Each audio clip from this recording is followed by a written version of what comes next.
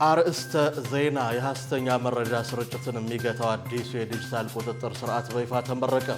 የሰለፈ ሷሊሂን መስጂድ ያስገነባውን ግዙፍ የማህበራዊ አገልግሎት ፕሮጀክቶች ነገ እሁድ ሚያዝያ 25 ያስመርቃል። የሳዑዲ አረቢያ ሐጅ ሚኒስቴር ለሐጅ አገልግሎት ሰጪዎች ጥብቅ መመሪያ አስተላለፈ። ኢራን ጦርነቱን ለማቆም አዲስ የሰላም እቅድ ለፓኪስታን ማቅረቧ ተገለጸ።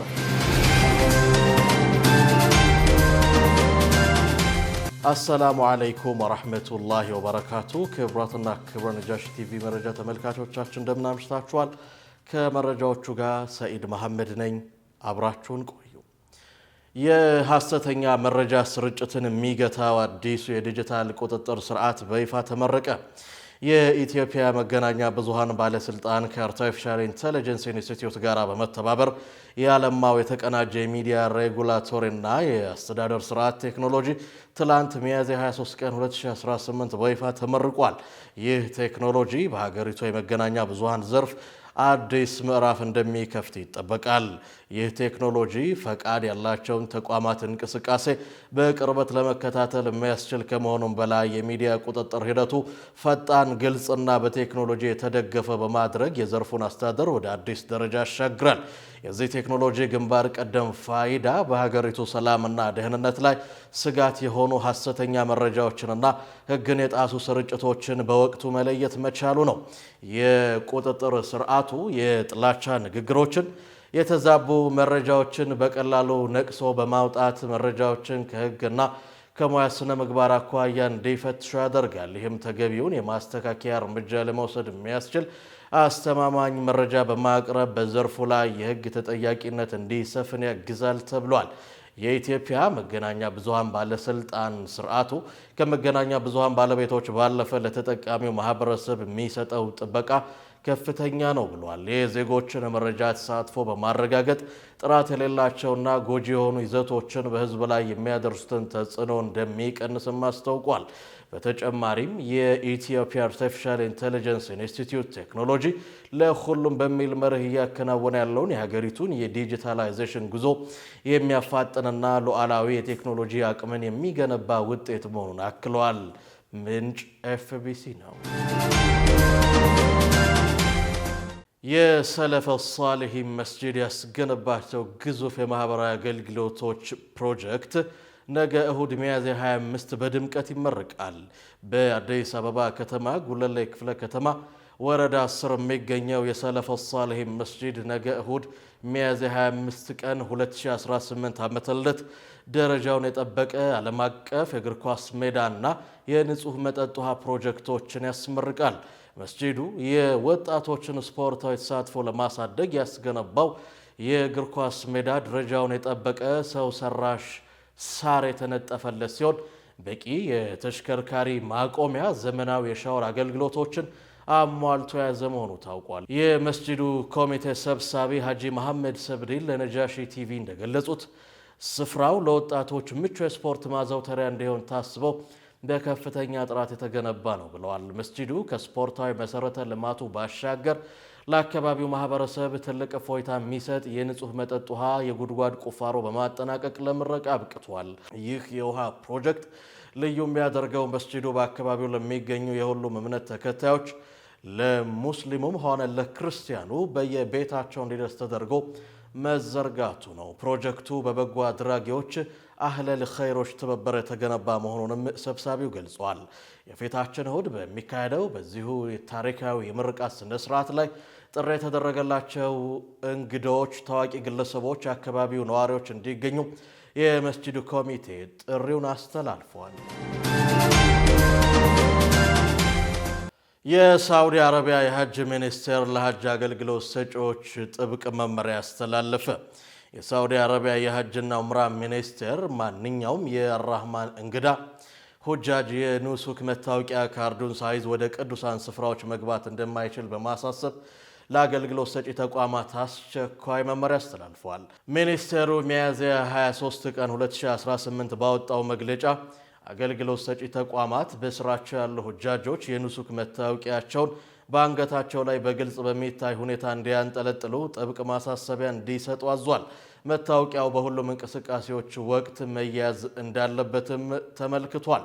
ተቋማቱ መመሪያው በተግባር ላይ መዋሉን በቅርበት የመከታተልና የመቆጣጠር ኃላፊነት እንዳለባቸው የገለጸው ሚኒስቴሩ የኑሱክ ካርድ የሌለው ማንኛውም ሰው መስጂደል ሐረምንና ረውዷን ጨምሮ በማንኛውም የሐጅ ስነ ስርዓት መፈጸሚያ ስፍራዎች መግባት እንደማይችል አስጠንቅቋል። ይህ እርምጃ የሐጅ ስነ ስርዓቱን የተስተካከለ ለማድረግና የሁጃጆችን ደህንነት በአግባቡ ለመጠበቅ የታለመ መሆኑ ተገልጿል። ኢራን ጦርነቱን ለማቆም አዲስ የሰላም እቅድ ለፓኪስታን ማቅረቧ ተገለጸ። ከዩናይትድ ስቴትስ ጋር የገባችበትን ቀጥተኛ ጦርነት በዘላቂነት ለማቋጨት ኢራን አዲስ የድርድር ረቂቅ ለፓኪስታን ማቅረቧን የሀገሪቱ ይፋዊ የዜና ወኪል ኢርና ዘግቧል። በሁለቱ ሀገራት መካከል እንደ አደራዳሪ ሆና የምታገለግለው ፓኪስታን ይህንን አዲስ የኢራን የሰላም ጥሪ የተቀበለችው ሐሙስ ምሽት መሆኑ ተገልጿል። ምንም እንኳን የኢራን መንግስት የረቂቁን ዝርዝር ይዘት ይፋ ባያደርግም በጉዳዩ ዙሪያ የወጡ መረጃዎች እንደሚያሳዩት ኢራን በዓለም የነዳጅ ንግድ ላይ ከፍተኛ ተጽዕኖ ያለው የሆርሙዝ ወሽመጥን ለትራፊክ ክፍት ለማድረግ ፍላጎት እንዳላት አሳይታለች ተብሏል። አሜሪካ በኢራን ወደቦች ላይ የጣለችውን የባህር ላይ ገዳ እንዲነሳ የሚጠይቅ እንደሆነ መረጃዎች እየወጡ ነው። የአሜሪካው ፕሬዝዳንት ዶናልድ ትራምፕ በሰጡት መግለጫ በኢራን አዲሱ እቅድ እንዳረኩ በይፋ ተናግረዋል። ትራምፕ ስምምነት ላይ መድረስ ይፈልጋሉ፣ እኔ ግን በቀረበው ሐሳብ አልተደሰትኩም በማለት እቅዱን ውድቅ ማድረጋቸው ተገልጿል። ትራምፕ ማንኛውም ስምምነት ኢራን የኒውክሌር መሳሪያ ባለቤት እንዳትሆን የሚያረጋግጥ መሆን እንዳለበት በድጋሚ አሳስበዋል። ቻይና የተመድ የሰላም አስከባሪ ኃይል በሌባኖስ እንዲቆይ ጠየቀች። በደቡባዊ ሌባኖስ የሚካሄደው የአየርና የምድር ጥቃት ተባብሶ በቀጠለበት በአሁኑ ወቅት የተባበሩት መንግስታት ድርጅት የሰላም አስከባሪ ኃይል ከቀጠናው እንዲወጣ የተላለፈው ውሳኔ እንዲታይ ቻይና ጠይቃለች። የተባበሩት መንግስታት የጸጥታው ምክር ቤት የወደፊቱ ተለዋጭ ፕሬዝደንት የሆኑት የቻይናው አምባሳደር ፉኮንግ በሊባኖስ ያለው ሁኔታ እጅግ አሳሳቢ ደረጃ ላይ በመድረሱና አስተማማኝ የተኩስ አቁም ባለመኖሩ የሰላም አስከባሪው ኃይል የሚወጣበት ጊዜ አሁን መሆን እንደሌለበት አሳስቧል። ባለፈው ዓመት የጸጥታው ምክር ቤት የሰላም አስከባሪዎቹ እስከ ታህሳስ 2026 እንዲወጡ በሙሉ ድምፅ ወስኖ የነበረ ቢሆንም ወቅታዊው ጦርነት ግን የኃይሉን አስፈላጊነት ዳግም አጀንዳ አድርጎታል። የእስራኤል ጦር በደቡባዊ ሌባኖስ የሚያካሄደው ወታደራዊ ዘመቻ ከፍተኛ ሰብአዊ ቀውስ ያስከተለ ሲሆን እስካሁን በደረሰው ጥቃት ከ2600 በላይ ሰዎች መገደላቸውና ከ1 ሚሊዮን በላይ ዜጎች ከመኖሪያ ቀያቸው መፈናቀላቸው ተረጋግጧል። በግጭቱ መባባስ ምክንያት የሰላም አስከባሪዎቹ የጥቃት ሰለባ የሆኑ ሲሆን እስካሁን የ6 ወታደሮች ሕይወት ማለፉና በርካቶች መቁሰላቸው ተገልጿል። በተለይም በታያር አካባቢ የሚንቀሳቀሱ የኢንዶኔዥያና የፈረንሳይ ወታደሮች በመድፍ ድብደባና በመንገድ ዳር ጥቃቶች ለጉዳት መዳረጋቸውን የተመድ ሪፖርቶች አመልክተዋል። በቀጠናው ያለው ወታደራዊ ሚዛን እጅግ ተለዋጭ በሆነ ሁኔታ ላይ የሚገኝ ሲሆን እስራኤል የደቡባዊ ሌባኖስን ደህንነት ለማስጠበቅ በሚል የምታካሄደው ኦፕሬሽን ግቡን የግዛት ማስፋፋት ግብ ስለመሆኑ ተነግሯል። ሄዝቦላ በተደጋጋሚ የሮኬት የድሮን ጥቃቶችን በመሰንዘር አጸፋዊ ምላሽ እየሰጠ ሲሆን ይህ ቡድኑ በሙሉ አቅሙ ላይ ስለመሆኑ ማሳያ ተደርጎም ተወስዷል። ዓለም አቀፉ ማህበረሰብና ቻይና እስራኤል ድብደባ በአስቸኳይ እንድታቆም እየወተወቱ ቢሆኑም ግጭቱ ግን የሌባኖስን የወደፊት ዕጣ ፋንታና የክልላዊ ደህንነቷን መዋቅር ወደ አደገኛ አቅጣጫ እየገፋው ይገኛል። የተባበሩት መንግስታት ድርጅት የእስራኤል የሞት ቅጣት ሕግ በዘር የቀጥታ የዘር ማጽዳት ወንጀል ነው አለ። የተባበሩት መንግስታት የዘር መድሎ ተከላካይ ኮሚቴ እስራኤል በቅርቡ ያጸደቀችው የሞት ቅጣት ሕግ በፍልስጤማውያን ላይ የሚፈጸም የዘር ማጽዳት ወንጀልን የሚያጠናክርና ሰብአዊ መብቶችን በእጅጉ የሚሸረሽር መሆኑን በመግለጽ ስጋቱን ገልጿል። ኮሚቴው ዓርብ ዕለት ባወጣው መግለጫ ሕጉ በተያዙት የፍልስጤም ግዛቶች ውስጥ በሚኖሩ ፍልስጤማውያን ላይ ብቻ ተፈጻሚ የሚሆንና እስራኤላውያን ዜጎች ግን ነፃ የሚያደርግ በመሆኑ በአስቸኳይ እንዲሰረዝ አሳስቧል። ሕጉ በፍልስጤማውያን ላይ ብቻ ያነጣጠረ መሆኑን የገለጸው ኮሚቴው የቅጣት ማቅለያ መሰረዝ ወይም ይቅርታ መብቶችን የሚከለክል መሆኑን አመላክቷል። በተጨማሪም የመጨረሻ የፍርድ ውሳኔ ከተሰጠ በኋላ በ90 ቀናት ውስጥ ግድያው እንዲፈጸም የጊዜ ገደብ የሚያስቀምጥ ሲሆን ፍርድ ቤቶች የአቃቤ ሕግ ጥያቄ ሳይጠበቅባቸውና በዳኞች ሙሉ ድምፅ ሳይሆን በአብላጫ ድምፅ ብቻ የሞት ቅጣት እንዲበይኑ ስልጣን እንዲሰጥ በመግለጫው ተነግሯል።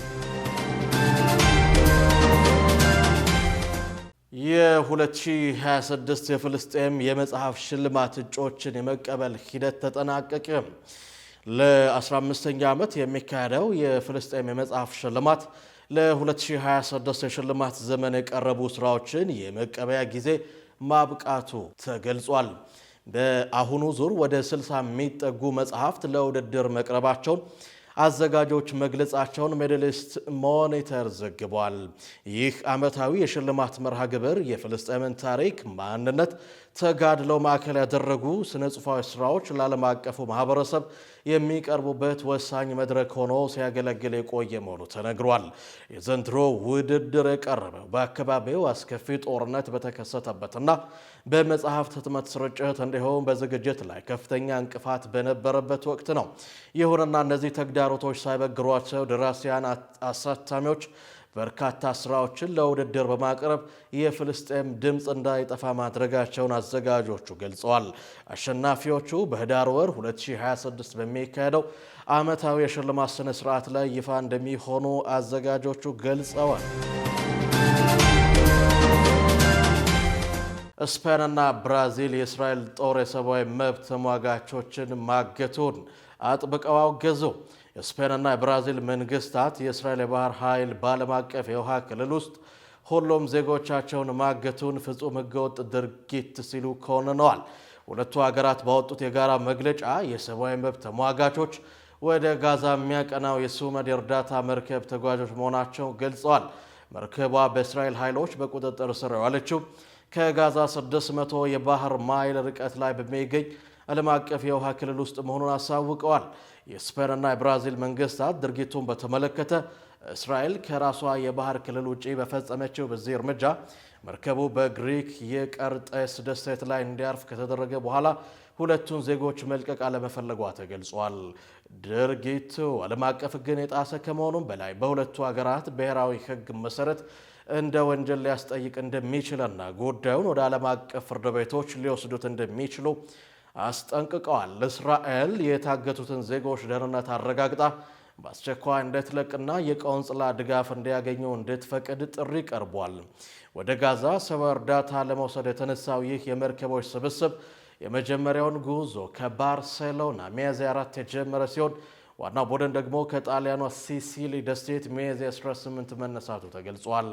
ከጥቅምት 2023 ጀምሮ እስራኤል በጋዛ ላይ በከፈተችው መጠነ ሰፊ ጥቃት እስካሁን ከ72000 በላይ ፍልስጤማውያን መገደላቸውንና ከ172,000 በላይ መቁሰላቸውን መረጃዎች ያሳያሉ።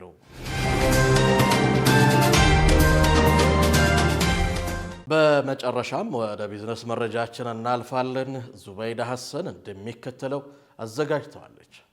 ሶስተኛው የኢትዮጵያ ሸሪዓ አማካሪ ጉባኤ በዛሬው ዕለት ተካሂዷል። በኢትዮጵያ ከወለድ ነጻ ፋይናንስ ባለሙያዎች ማህበር አዘጋጅነትና በብሔራዊ ባንክ አስተባባሪነት ሶስተኛው የኢትዮጵያ ሸሪዓ አማካሪ ጉባኤ በዛሬው ዕለት ነው የተካሄደው። የጉባኤው ዓላማ ማዕከላዊ የሸሪዓ አስተዳደር ማቋቋም እንዲሁም ደግሞ በቅርቡ ብሔራዊ ባንክ ለሚያወጣው የፋይናንስ አካታችነት ፖሊሲ ግብዓት መሰብሰብ ነው ተብሏል።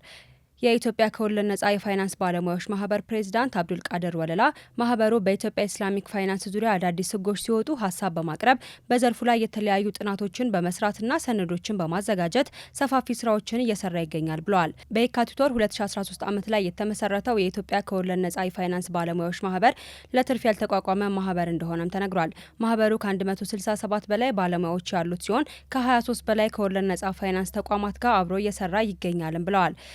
የኢትዮጵያ እስልምና ጉዳዮች ጠቅላይ ምክር ቤት የልማትና ማህበራዊ ጉዳይ ምክትል ፕሬዚዳንት የሆኑት ሼህ ሐሚድ ሙሳ በበኩላቸው በሀገራችን ኢስላሚክ ፋይናንስ ተግባራዊ በመሆኑ ህዝበ ሙስሊሙ ተጠቃሚ መሆን ችሏል ብለዋል። በቀጣይም በዘርፉ የሚያስፈልጉ ማሻሻያዎች ተደርገው የፋይናንስ አገልግሎቱን ተጠቃሚነት ማጠናከር እንደሚገባም ተናግረዋል።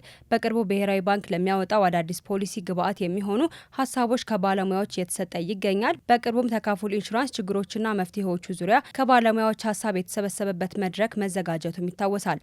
በዛሬው ጉባኤ ላይ የተለያዩ ተቋማት የሸሪዓ ቦርድ አማካሪዎች፣ የኢትዮጵያ እስልምና ጉዳዮች ከፍተኛ ኃላፊዎች፣ ሚዲያዎችና ጥሪ የተደረገላቸው እንግዶችም ተገኝተዋል። ሚድሮክ ኢንቨስትመንት ግሩፕ የዘርፉን ዘመናዊ ቴክኖሎጂ የያዘ አዲስ ዩኤችቲ የወተት ማቀነባበሪያ ፋብሪካ መመረቁ ተሰምቷል። ይህ አዲስ ፋብሪካ ወተትን ያለማቀዝቀዣ ለ6 ወራት ያህል ጥራቱን ጠብቆ እንዲቆይ የሚያስችል ነውም ተብሏል። እንዲሁም ሾላ ወተት የምርት አቅም ማሳደግና ለተጠቃሚዎች በስፋት ተደራሽ መሆን ትልቅ አቅም እንደሚፈጥርም ተገልጿል። በመክፈቻ ፕሮግራሙ ላይ ከንቲባ አዳነች አቤቤ ፋብሪካው ከውጭ የሚገቡ ምርቶችን በመተካት የሀገሪቱን የውጭ ምንዛሬ ከማዳን ባለፈ ለበርካታ ዜጎች አዲስ የስራ ዕድል በመፍጠር ረገድ ከፍተኛ ፋይዳ ይኖረዋል ብለዋል። የፋብሪካ የሾላ ወተት ምርትን ወደ ተለያዩ ክልሎች እንዲደርስና የወተት አቅርቦት እጥረትን ለመቅረፍ ሚናው የጎላ መሆኑንም ገልጸዋል። የሚድሮክ ኢንቨስትመንት ግሩፕ ዋና ስራ አስፈጻሚ የሆኑት አቶ ጀማል አህመድ የአርሶ አደሩን ተጠቃሚነት ለማሳደግ ፋብሪካው የሚሰበስበው የወተት መጠን እንደሚጨምር ተናግረዋል። አዲሱ ፋብሪካ የሚያመርታቸው የሾላ ወተት ምርቶች የተለያዩ የአይብ አይነቶችና አይስክሬሞች በኩዊንስ ሱፐርማርኬትና በድርጅቱ የሽያጭ ሱቆች አማካኝነት በተመጣጣኝ ዋጋ ለገበያ እንደሚቀርቡም ተነግሯል። የኢትዮጵያ አየር መንገድ ከዳንጎቴ የነዳጅ ማጣሪያ በቀጥታ የአውሮፕላን ነዳጅ መግዛት መጀመሩ ተሰምቷል። የኢትዮጵያ አየር መንገድ ከዳንጎቴ የነዳጅ ማጣሪያ በቀጥታ የአውሮፕላን ነዳጅ መግዛት የጀመረው ዓለም አቀፍ የነዳጅ ዋጋ ጭማሪን ተከትሎ ነው ተብሏል። አየር መንገዱ ይህንን ውሳኔ የነዳጅ ዋጋ መናርን፣ የኃይል አቅርቦት ጫናን ለመቋቋምና የጂኦፖለቲካል ውጥረቶችን በአቅርቦት ሰንሰለት ላይ የሚያሳድሩትን ተጽዕኖ ለመቀነስ ይረዳል ብሏል። አፍሪካ ካሏት ግዙፍ የነዳጅ ማጣሪያዎች ጋር ትስስር መፈጠሩ አየር መንገዱ አስተማማኝነትና በአንጻራዊ ሁኔታ በተመጣጣኝ ዋጋ ነዳጅ እንዲያገኝ እድል እንደሚፈጥርለትም ተገልጿል። የዳንጎቴ ነዳጅ ማጣሪያ በሙሉ አቅሙ እየሰራ እንደሚገኝም ተነግሯል። በዚህም የአውሮፕላን ነዳጅ፣ ናፍጣና ቤንዚል ወደ በርካታ የአፍሪካና ዓለም አቀፍ ገበያዎች ለመላክ የሚያስችል አቅም ላይ እንደሚገኝም ማጣሪያው አስታውቋል።